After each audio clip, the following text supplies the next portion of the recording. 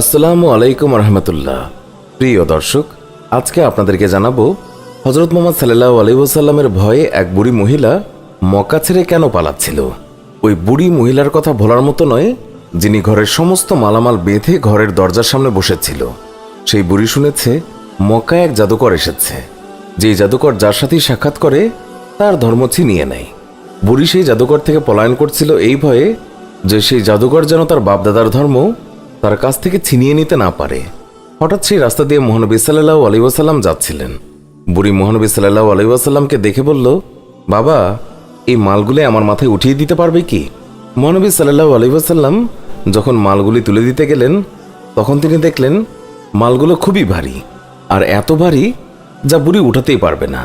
তখন মহানবী সাল্লাল্লাহু আলাইহি ওয়াসাল্লাম তিনি বুড়িকে বললেন, এটার তো খুবই ওজন, আপনি যদি অনুমতি দেন আমি আপনার এই মালগুলি আপনি যেখানে বলেন সেখানে দিয়ে আসব। বুড়ি তো খুবই খুশি, সে খুশি মনে অনুমতি দিল।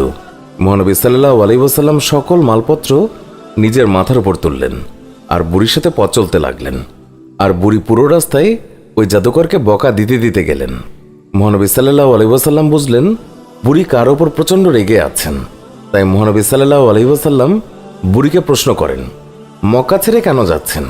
বুড়ি বলল, আমি শুনেছি মক্কায় এক জাদুকর এসেছে যে মানুষের ধর্ম লুটে নিচ্ছে। আমি সারা জীবন মূর্তি পূজা করেছি, আমার বাপদাদা তারাও মূর্তি পূজা করেছে। আমি চাই না আমার এই বয়সে বাপদাদার ধর্ম আমার কাছ থেকে ছিনিয়ে নিক, তাই আমি মক্কা শহর ছেড়ে চলে যাচ্ছি। মহানবী সাল্লাল্লাহু আলাইহি ওয়াসাল্লাম বুড়ির কথা শুনে তার মাল ফেরত দেননি, বরং যত্নের সাথে মাথায় করে বুড়ির সব মালামাল বহন করে নিয়ে গেলেন। বুড়ির গন্তব্যে তার মালামাল পৌঁছে দিয়ে মহানবী সাল্লাল্লাহু আলাইহি ওয়াসাল্লাম চলে আসার সময় বুড়ি জিজ্ঞাসা করল, বাবা, তুমি আমার জন্য এত কষ্ট করেছ, তোমার নামটা তো বলো, যাতে আমি লোকদেরকে তোমার নাম বলে প্রশংসা করতে পারি। আমি মক্কা থেকে এক জাদুকরের ভয়ে পালিয়ে এসেছি, সাথে আমি মানুষের কাছে এও যেন বলতে পারি যেই মক্কায় জাদুকর আছে সেই মক্কায় তোমার মতো উঁচু মনের নওজওয়ানও আছে, উদার পরোপকারী যুবকও আছে। আমি তাদের কাছে তোমার নাম বলে বলে প্রশংসা করব। বুড়ির কথা শুনে মহানবী সাল্লাল্লাহু আলাইহি ওয়াসাল্লাম হেসে দিলেন আর বললেন, যে জাদুকরের ভয়ে আপনি মক্কা ছেড়ে এসেছেন সেই জাদুকর আপনার সামনে দাঁড়িয়ে আছে। বুড়ি বলল, সত্যি সত্যি আপনি মুহাম্মদ? হুজুর বললেন, হ্যাঁ, আমি সেই মুহাম্মদ। তখন বুড়ি বলল, তাহলে আপনার জাদু আমার উপর ক্রিয়া করে ফেলেছে।